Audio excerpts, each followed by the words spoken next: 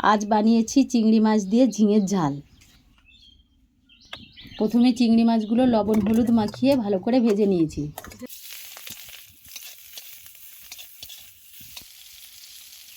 এরপর পেঁয়াজ আর রসুন দিয়ে ঝিঙে আলুগুলোকে তুলে দিয়েছি।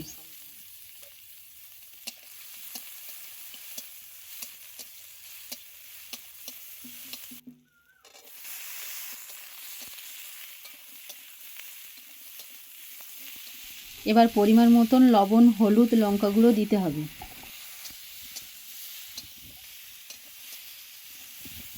এখন একটু জল দিয়ে ঢেকে দিলাম যাতে সবজিগুলো একটু ভালো করে সিদ্ধ হয়ে যায়।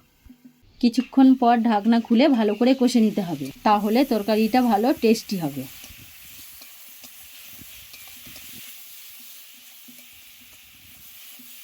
তরকারিটা ভালোভাবে কষা হয়ে গেছে, এবার পরিমাণ মতন জল দিয়ে দেবো। এবার আমাদের একটু অপেক্ষা করতে হবে তরকারিটা একটু ফোটার জন্য। ফুটে গেলে জিরে বাটাটা দিয়ে দেবো। এবার তরকারিটা ঝোল কমে গেলে নামিয়ে রাখবো। রেসিপিটা ভালো লাগলে লাইক আর সাবস্ক্রাইব করে দিও।